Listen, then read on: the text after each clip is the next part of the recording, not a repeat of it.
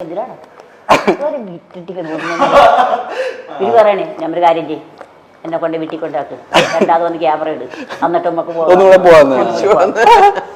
അപ്പൊ ഞങ്ങൾ ഇങ്ങനെ ഓരോ കോമഡി അടിച്ച് ഇങ്ങോട്ട് പോരി അപ്പൊ കഴിച്ച് മക്കൾ നിങ്ങളെ കഴിച്ച ഇല്ല ഇത് ചായ മാത്രമേ കുടിച്ചുള്ളൂ എന്നുള്ള പോലായിരുന്നു ഞാൻ പറഞ്ഞ കാര്യം ചെയ്യുമ്പോൾ നല്ലൊരു കട നോക്കി നിർത്ത് ചായ കുടിക്കാൻ ചേച്ചി വാങ്ങിച്ചു കൊടുത്താ എന്നിട്ട് കേക്ക് എന്നോട് പറഞ്ഞു നമുക്ക് പൗളി ചേച്ചിനെ എടുത്തിട്ട് കഴിക്കാൻ ചെയ്യുന്നു ശരി ഞാൻ ഞങ്ങൾ പൗളിനെടുത്തു ഞാൻ 10:30 റെഡി ആയിരിക്കും ഇങ്ങോട്ട് പോന്നെ ഇങ്ങോട്ട് പോരിയാണ് ഈ രണ്ട് തെണ്ടികൾ കൊണ്ടല്ല അയ്യോ ആ കാര്യം മാത്രം മുണ്ടിന്റെ കയ്യിൽ നിന്ന് കാര്യം പോയല്ലേ ഭയങ്കരന്മാരെ ഇവിടുന്ന് ഇറങ്ങുമ്പോ പണി കൊടുക്കണ്ടേ കൊടുത്തിട്ടേ ഞാൻ ഇവിടുന്ന് മതി ചേച്ചി ഇതുപോലെ തന്നെ ഈ ഡയലോഗ് തന്നെ പോലെ അടുത്ത ചേച്ചിയുടെ ഒരു ഹൈലൈറ്റ് ക്യാരക്ടർ ഉണ്ടായിരുന്നു സോഷ്യൽ മീഡിയയിലൊക്കെ ചേച്ചിയുടെ കന്യാകമേനോൻ ഓ അത് ഞങ്ങൾ വെച്ചിട്ട് പോരിയായിരുന്നു ഞാനിപ്പോ ഇങ്ങോട്ട് ഞാനിപ്പോ അതേ ബോളിൽ കൂടി കളിച്ചിട്ട് പോരിയായിരുന്നു ആ ഫോട്ടോ അതിന്റെ അകത്ത് ഞാനിങ്ങനെ ഇട്ടിട്ടുണ്ടായിരുന്നത് അപ്പൊ ഞാനത് സ്വന്തമായിട്ട് തന്നെ പറഞ്ഞിട്ട് വരികയായിരുന്നു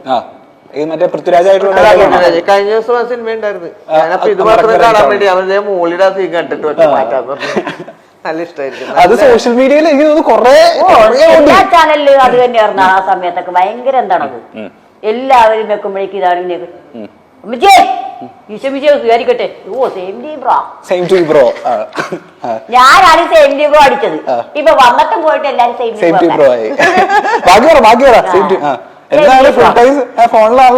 വാ നീയും ഫുൾ ടൈം പോണ്ടതിനല്ല നീ കനികാമേനെ സൂര്യം കൊടുക്കണ്ട ഇത് +2 അറിയാടാ നീ കണ്ടിട്ടുണ്ടോ കനികാമേനെ ഇല്ല അന്ന കണ്ടില്ലേ കണ്ടോ വിചാരിച്ചു ഞാൻ തന്നെയാണ് ഞാനെപ്പോഴും എന്നിട്ടോ സാധാരിക്കുന്നു ഞാനെപ്പോഴും ചട്ടപ്പണി മേലെ ചെയ്തു അതെന്തോ ഒരു ട്രോളിൽ പോയി എന്നറിയോ ഇങ്ങനെ രണ്ടുപേരുടെ നമ്മളെ വാട്സപ്പിൽ രണ്ടുപേരും സ്റ്റിക്കറായിട്ട് ഞങ്ങൾക്ക് എപ്പോഴും അയക്കം കിട്ടാറുണ്ട് ചേച്ചിയുടെ മറ്റേ ഡയലോഗ് ഏതാ അല്ലല്ല ക്ഷമ വേണം സമയം എടുക്കും അതുപോലെ ചേച്ചിയുടെ സെയിം ടു ബ്രോ അത് എത്ര ഷോട്ട് എടുത്ത് എത്ര ടേക്ക് എടുത്ത് ആ ഡയലോഗ് ആ പെർട്ടിക്കുലർ സീൻ നമ്മൾ ഒറ്റ ടേക്കിന്റെ ആളാണ് തോന്നുന്നല്ലേ എല്ലാം ഒറ്റ ടേക്ക് ഞാൻ അത്രേ ഉള്ളൂ കാരണം നമുക്ക് തരാനുള്ള എന്താന്ന് ചോദിച്ചാൽ ആദ്യം നമ്മൾ വായിച്ചൊന്ന് മനസ്സിലാക്കി എടുക്കും ഒന്ന് വായിച്ചാൽ പോലെ എന്ന് പറയും അത് കേട്ട് നമ്മൾ മനസ്സിൽ വെക്കും റിപ്പീറ്റ് ചെയ്തേക്കണം കേട്ടാണ് അവരവിടെ നിന്ന് റിപ്പീറ്റ് ചെയ്യുമ്പോൾ നമ്മുടെ മനസ്സിൽ വെച്ച് കറക്റ്റായിട്ട് നമ്മുടെ കയ്യിൽ നിന്ന് കൊടുക്കും ഒറ്റ ടേക്കാ ഞാൻ ഇങ്ങനെ കേട്ടായിരുന്നു അതായത് ചെറിയ പിള്ളേരെയൊക്കെ ചേച്ചി ഒക്കെ നിൽക്കുന്ന പ്രായത്തിലെ നാടകത്തിലൊക്കെ വെച്ചിട്ട് ഞാൻ ഒരു ദിവസം കൊച്ചിനെ കൊണ്ടുപോകേണ്ടി വന്നു എനിക്ക് ഗതികേട് കൊണ്ട് എന്ന് പറഞ്ഞാൽ നോക്കാനാളില്ല അമ്മായിയമ്മ കൊച്ചിനെ നോക്കാൻ സന്നദ്ധയായിരുന്നില്ല ഞാൻ ഈ കൊച്ചിനെയുമായിട്ട് ഒരു ദിവസം പോകേണ്ടി വന്നു നാടകം ഒന്ന് സ്റ്റേജ് റിഹേഴ്സലാണെങ്കിലും കൂടെ ഇത് നാടകം ഒന്ന് സ്റ്റേജിൽ കളിക്കണം അത് കൊച്ചിനെ ആരുടെ അടുത്തും ആക്കാനില്ല കൊച്ചിനായിട്ട് പോയി ഇപ്പോൾ താഴെ സ്റ്റേജിൻ്റെ അടിയിൽ ഒരു തൊട്ടിൽ കെട്ടി അതിനകത്ത് കിടത്തി കൊണ്ട് ഞാൻ നാടകം കളിക്കണേ ഞാൻ അവിടെ ലവ്സ്യം കളിക്കുമ്പോൾ എൻ്റെ മോനോട് കിടന്ന് ഭയങ്കര കരച്ചിലാണ് കിടന്നത് അവനെന്തോ അന്നൊരു ചെറിയ എന്തോ അസുഖം ഉണ്ടായെന്ന് എനിക്ക് തോന്നുന്നു ഭയങ്കര കരച്ചിലെന്ന് പറഞ്ഞാൽ ഭയങ്കര എനിക്കിത് കേട്ടിട്ട്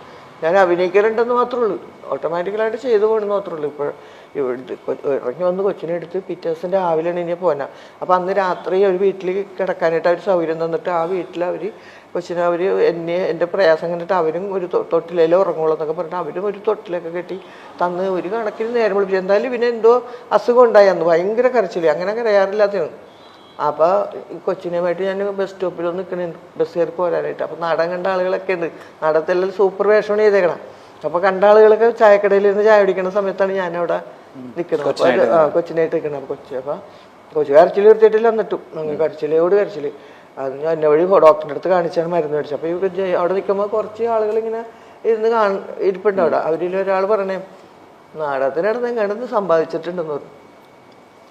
സമ്പാദിച്ചിട്ടുണ്ടെന്ന് പറഞ്ഞിട്ട് നമുക്കത് പ്രതികരിക്കാനൊന്നും ശക്തി ഉണ്ടായില്ല എന്താ പറഞ്ഞാൽ കൊച്ചു കരയാണ് എൻ്റെ നല്ല സ്വഭാവമാണെങ്കിൽ ഞാനങ്ങനെ ഇതിനൊരാളെ ഞാൻ കണ്ടുപിടിച്ചിട്ടുണ്ടെന്ന് നീയല്ല ഇതിനൊരാളെ ഞാൻ കണ്ടുപിടിച്ചിട്ടുണ്ടെന്ന് പറയാനുള്ള ആത്മധൈര്യം എനിക്കുണ്ട് പക്ഷെ എൻ്റെ അന്നത്തെ സിറ്റുവേഷനിലുണ്ടല്ലോ ഞാൻ കരഞ്ഞു പോയിട്ട് ഞാൻ കൊച്ചിനെയുമായിട്ട് ഇത് തോളത്തിട്ടിങ്ങനെ നടത്തി ഞാൻ വണ്ടി വന്നപ്പോൾ കയറിപ്പോന്നു അങ്ങനത്തെ ഒരു കാലം ഉണ്ടായിട്ടുണ്ട് പക്ഷെ ഞാനതൊക്കെ വെല്ലുവിളിച്ച് തന്നെ ജീവിക്കുമെന്ന് തീരുമാനിച്ചിട്ടുണ്ട് നാടകം കൊണ്ട് തന്നെ എനിക്ക് എൻ്റെ ഒരു ഇത് പവർ ചെയ്യാൻ എടുക്കുമെന്നുള്ള എൻ്റെ മനസ്സിലുണ്ടായിരുന്നു നാടകം കൊണ്ട് തന്നെയാണ് ഞാൻ ശരിക്കും ജീവിച്ചത് എന്ന് പറഞ്ഞാൽ പുള്ളിക്ക് സ്ഥിരമായിട്ടൊരു വരുമാനമൊന്നും ഉണ്ടായിരുന്നില്ല. പക്ഷേ നാടകം എന്നെ രക്ഷിച്ചെന്നുള്ളതാണ്. എല്ലാം കൊണ്ടും എൻ്റെ അനിയത്തിമാരെയൊക്കെ കല്യാണം കഴിക്കാനും എൻ്റെ കുടുംബത്തിൻ്റെ ദാരിദ്ര്യം മാറ്റാനും ഒക്കെ എനിക്ക് നാടകം തന്നെയാണ് ഉപകരിച്ചത്. സിനിമയിൽ വരുമെന്ന് പോലും നമ്മൾ ഓർത്തതല്ല. പിന്നെ എപ്പോഴോ എവിടെയോ ദൈവം നമുക്ക് കൊടുത്ത കൊല്ലത്തും കിട്ടുമെന്ന് പറഞ്ഞ പോലെ എവിടെയൊക്കെ നമ്മൾ നന്മ ചെയ്തേക്കണതിൻ്റെത് നമുക്ക് തിരിച്ചു കിട്ടിയെന്നുള്ളതാണ്. അതാണ് അത്രയൊക്കെ ഉള്ളൂ നമ്മുടെ മനസ്സിൽ. എന്താണ് ഒരാൾ ഇവിടെ കഥ പറയുമ്പോ കോട്ട് വായി കിടുന്നത്? ഉറക്കം വന്നിട്ട് എന്തൊരു കഷ്ടമാണ്. നല്ല നല്ല കഥകൾ കേൾക്കുമ്പോ നീ ചായയും വെള്ളം തന്നില്ല. പോകുമ്പോ ഭക്ഷണം വാങ്ങിച്ചിരാന്ന് ഞാൻ.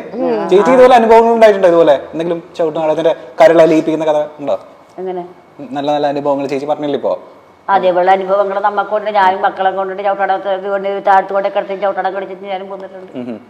അവളിപ്പോഴുള്ള അനുഭവം തന്നെ നമുക്ക് കിട്ടിയിട്ടുണ്ട്. പക്ഷെ അന്ന് ഇന്നൊക്കെ മെല്ലടിച്ചിട്ട് അപ്പോഴും ഇപ്പോഴും ഞാനെന്നെ സംബന്ധിച്ചിടത്തോളം ഞാൻ മെല്ലടിച്ചിട്ട് തന്നെ പോന്നേക്കണത്.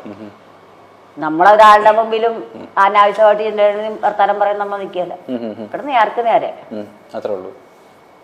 ഞാൻ പോണത് ഞാൻ ചെല്ലുന്ന കല ഞാൻ അഭിനയിക്കാൻ വേണ്ടി ചെന്നാണ്. ഞാൻ ആ കല കളിച്ച് അത് കഴിഞ്ഞ് കേട്ടണ്ട എൻ്റെ കുടുംബത്താട്ട്. പിന്നെ അവിടെ ഇവിടെ എൻ്റെ വർത്താനം പറയണില്ല. പറ്റാത്തണെങ്കിൽ നേരിട്ട് വെച്ചാൽ വിളിക്കും. ഞാൻ സ്വന്തമായിട്ട് വിളിക്കും. വാങ്ങുന്നതിന്റെ പനെ നീയാണ് അവിടെ കാണിച്ചെന്ന് ചോദിക്കും. അങ്ങനെയൊക്കെ ചോദിക്കും. ആ ഒരു ചങ്കുറപ്പ് ഇന്നും ഉള്ളതുകൊണ്ടാണ് മനി ഇന്നും ഞാൻ ജീവിച്ചു പോകുന്നത്. നമ്മ ഒരുത്തന്റെ മുമ്പിലൊന്ന് കിഴിഞ്ഞു കൊടുത്തണ്ടേ, പിന്നെ അവൻ തലേക്കറി കൂടും. നമ്മൾ ആ നേരത്തെ നമ്മൾ നേരിട്ട് അങ്ങോട്ട് സംസാരിച്ചണ്ടേ. അതെന്റെ അമ്മച്ചിയും പറയും പറഞ്ഞു, എന്റെ മകൾ ഇവിടെ പോയിട്ട് തിരിച്ച് വീട്ടിൽ വരുന്ന എനിക്കറിയാം.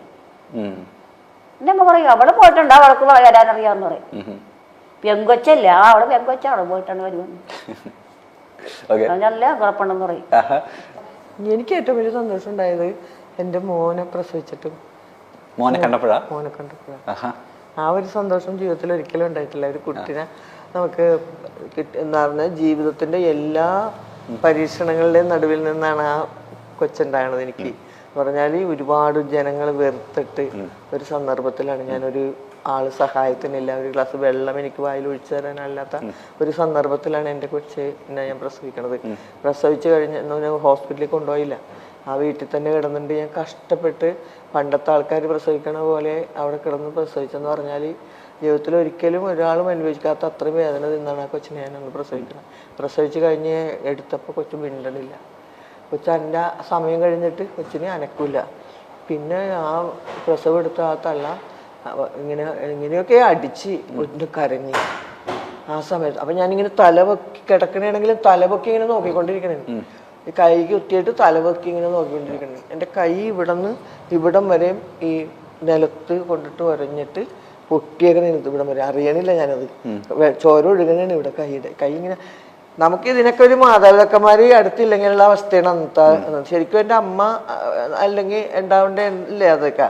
ഒരു അമ്മേനെ അപ്പനെയൊക്കെ ഉപേക്ഷിച്ച് പോകുന്നതിൻ്റെ ഒരു ദുഃഖമാണ് നമുക്ക് അവിടെ കിട്ടിയത്. അപ്പൊ ആ ദുഃഖത്തിൽ നിന്ന് ഈ ഒരു കൊച്ച് ഉണ്ടായപ്പോ അതാണ് എൻ്റെ ജീവിതത്തിലെ ഏറ്റവും വലിയ സന്തോഷം. ഈ പ്രണയ വിവാഹം ആയതുകൊണ്ടാണ് അച്ഛനും രണ്ട് മതമാണ്, പിന്നെ അത് തൊട്ടടുത്താണ്. അപ്പൊ തന്നെ എന്നോട് പറഞ്ഞാണ്, നിനക്ക് ഒരു 10 അടി അകലെ മാറിയിട്ട് ഏതവന്റെ കൂടെ പോയാലും എനിക്ക് കല്യാണം കഴിച്ച പ്രശ്നം എന്താ? അത് അങ്ങനെയാണ് അന്ന് ചിന്തിക്കണതേ, അന്ന് അങ്ങനെ ചിന്തിക്കണത്.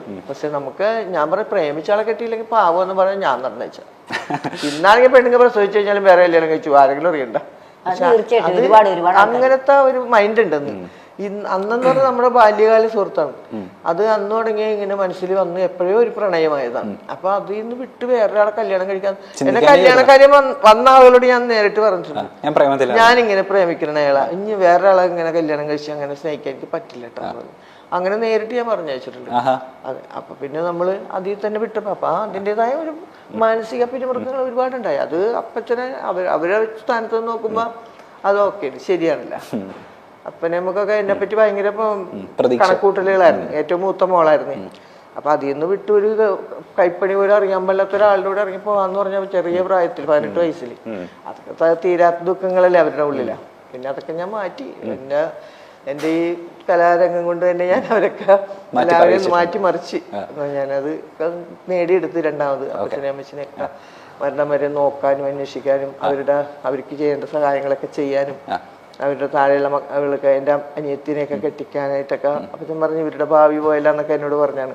പക്ഷെ അതൊക്കെ ഞാൻ മാറ്റി പറിച്ചു. ഇംഗ്ലീഷിൽ സൂപ്പറാ. This tire should retire. This one also. ഇനി നമ്മളുടെ ഏറ്റവും ഇഷ്ടപ്പെട്ട ഏറ്റവും സന്തോഷിപ്പിച്ച ദിവസം ഏതായിരുന്നു നമ്മളുടെ പ്രൊഫഷണൽ ജീവിതത്തിൽ?